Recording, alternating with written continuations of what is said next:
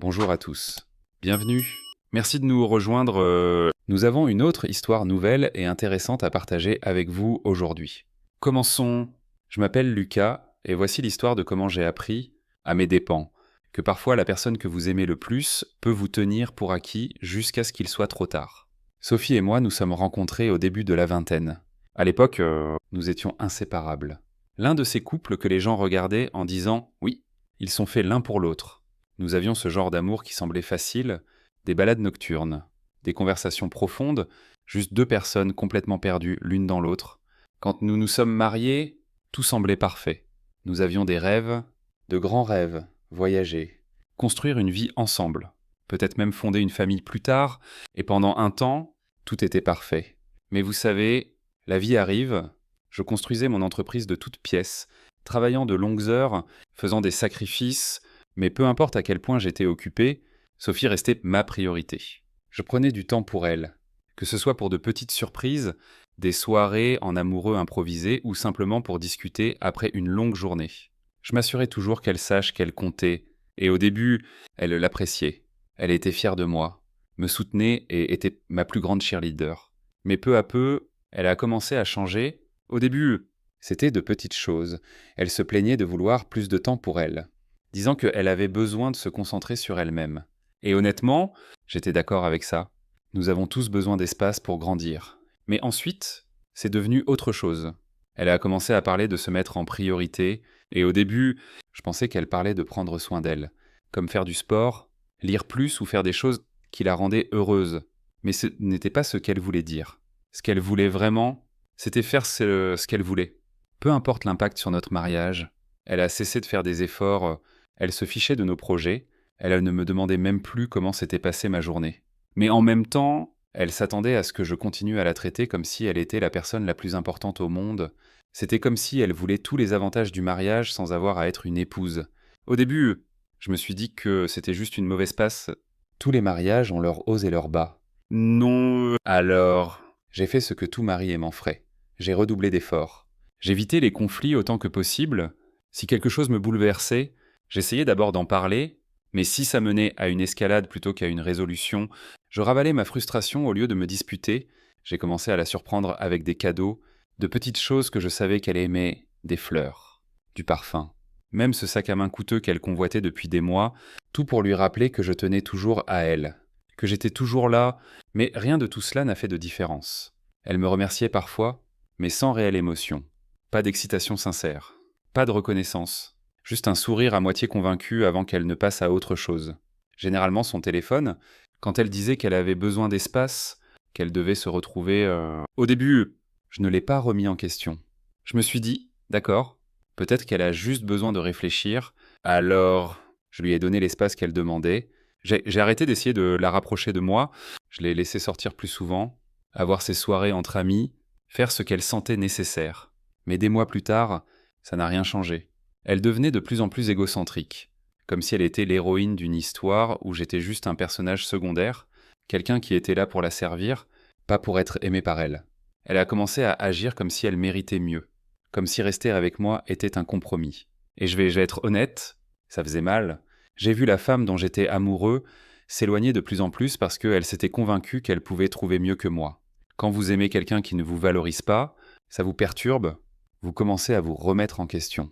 À vous demander si peut-être ils ont raison, Gia a en raison, peut-être que vous n'êtes pas assez bien, peut-être que vous êtes le problème. J'ai passé tant de nuits à fixer le plafond, essayant de comprendre quelque chose qui avait changé.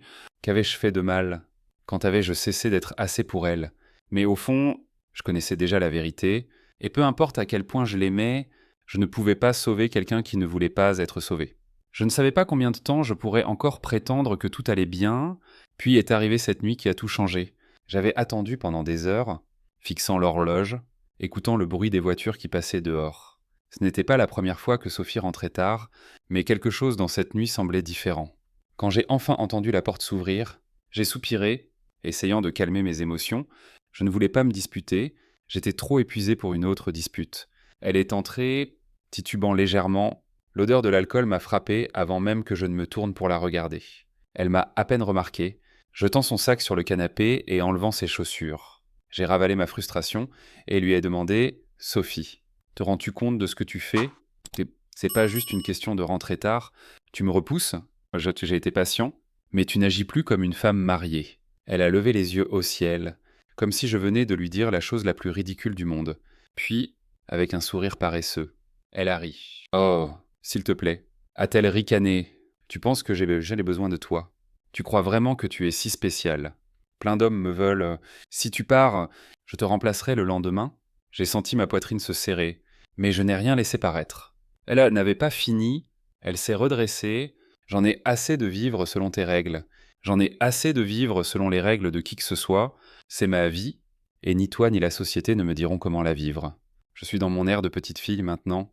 Lucas, accepte-le ou pas. C'était tout.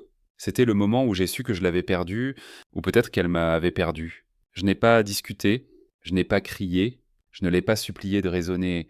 À quoi bon? Elle avait déjà décidé qui elle voulait être. Et ce n'était pas la femme que j'avais épousée.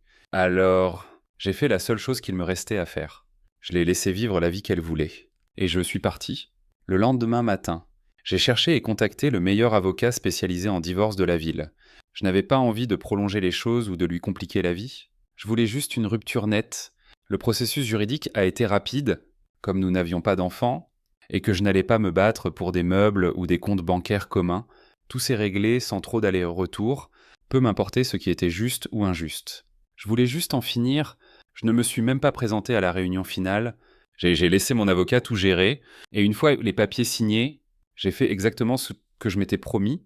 J'ai disparu, pas d'appel, pas de message, pas de longues lettres émotionnelles. J'étais juste parti. Au début, elle n'a pas semblé s'en soucier. Au contraire, elle semblait soulagée. Elle s'était convaincue que c'était son nouveau départ. Sa chance d'être enfin libre. J'ai vu des bribes de ça sur les réseaux sociaux, des photos d'elle avec des amis, un verre à la main. Vivant comme si elle célébrait une victoire, ses publications étaient remplies de légendes sur les nouveaux départs et la connaissance de sa propre valeur. Et pendant un temps, on aurait dit qu'elle était passée à autre chose sans y réfléchir à deux fois. Elle s'est remise à fréquenter presque immédiatement, et bien sûr, il y avait plein d'hommes prêts à lui faire la cour, mais quelque chose avait changé, elle n'était pas le trophée qu'elle pensait être. Bien sûr, elle attirait l'attention, mais pas celle qu'elle espérait.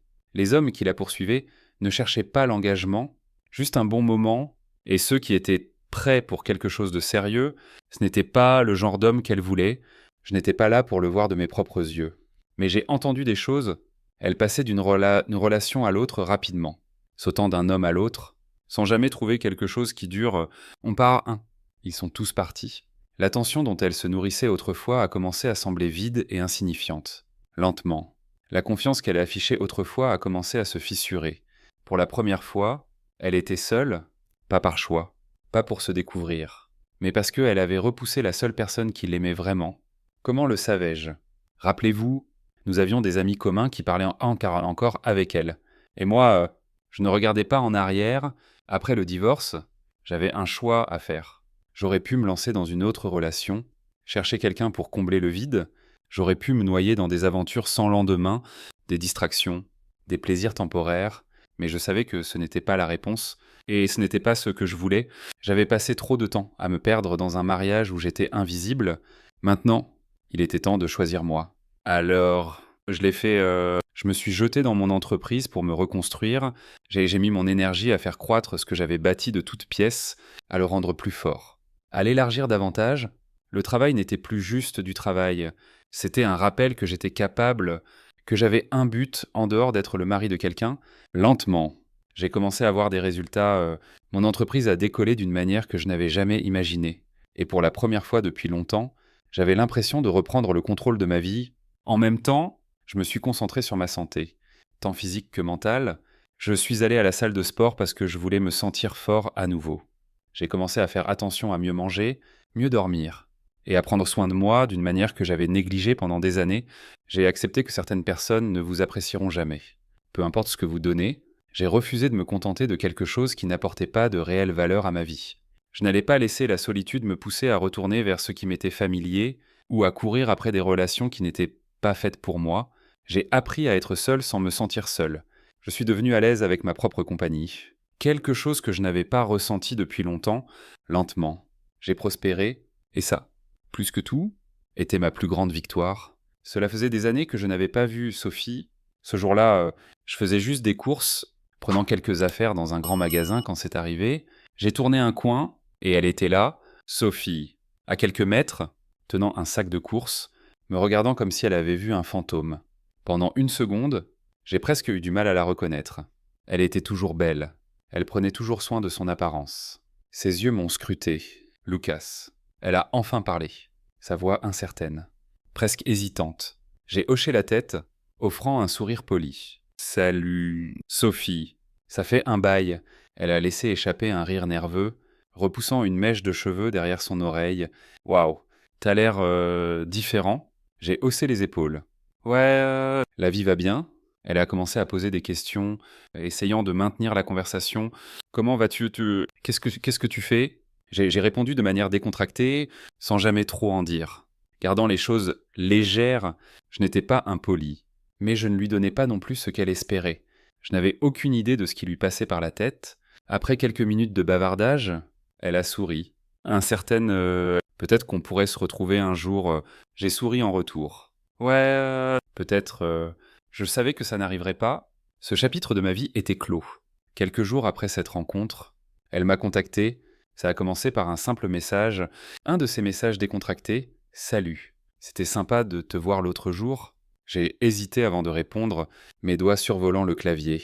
Contre mon meilleur jugement, j'ai répondu. À partir de là, la conversation a lentement repris. Rien de profond, rien d'émotionnel. Juste du bavardage. On rattrapait le temps perdu, la nostalgie s'insinuant, comblant les vides où la colère et le ressentiment se trouvaient autrefois. Au fil des semaines suivantes, nous échangions des messages de temps en temps. Elle m'envoyait un message aléatoire à propos de quelque chose qui lui rappelait moi, et malgré tout, je ne pouvais pas le nier, les sentiments étaient toujours là. On n'arrête pas d'aimer quelqu'un du jour au lendemain, mais que j'ai réalisé, c'est que l'amour seul ne suffisait pas, la confiance. Elle était partie depuis longtemps. Un soir, elle a suggéré qu'on se retrouve juste un dîner, juste pour parler. Une partie de moi voulait dire oui, je ne vais pas mentir. J'étais tenté, mais ensuite, je me suis arrêté et je me suis posé une question que j'avais évitée tout ce temps. Quel était l'intérêt? Qu'est-ce que je cherchais vraiment? Des excuses. Une sorte d'explication? Une chance de réparer ce qui était déjà irréparable? Non. Au fond, je connaissais la vérité. Je n'avais pas besoin qu'elle me donne la closure. J'avais besoin de me la donner moi-même. Alors, j'ai décliné, pas avec amertume, pas avec colère. Juste un simple je ne pense pas que ce soit une bonne idée. Il m'a fallu longtemps pour admettre que j'étais brisé. Je ne voulais pas l'admettre. Mais Sophie m'avait fait plus de mal que je ne l'avais réalisé. Pas seulement parce qu'elle était partie, mais à cause de la façon dont elle m'avait fait sentir avant de le faire. Indigné, remplaçable, comme si je n'étais jamais assez... Au début, je me disais que j'allais bien... Je me suis concentré sur mon entreprise, je faisais plus de sport, je m'entourais d'amis, mais peu importe à quel point j'essayais de me distraire, il y avait ce poids dans ma poitrine qui ne partait pas. Je savais que si je ne m'en occupais pas, ça me suivrait dans toutes les parties de ma vie. Alors, j'ai fait quelque chose que je n'avais jamais pensé faire. Je suis allé voir un thérapeute, je ne vais pas mentir. Au début, c'était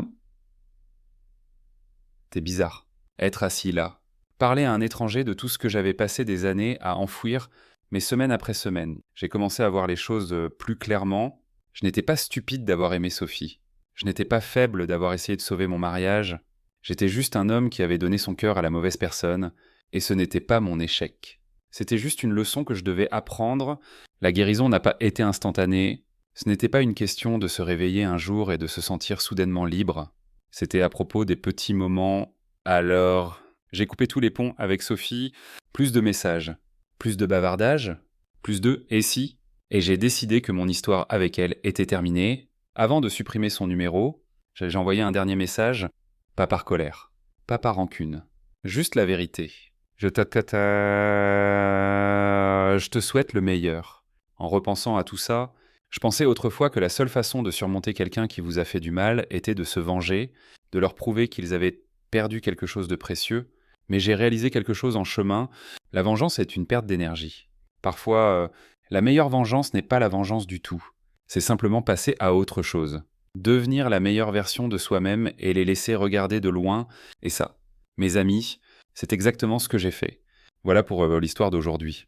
Dites-nous ce que vous en pensez dans les commentaires. Avez-vous déjà été dans une situation comme celle-ci? Comment l'avez-vous gérée? Si vous avez aimé, n'oubliez pas de liker, commenter et vous abonner pour plus d'histoires de la vraie vie. À la prochaine! Prenez soin de vous.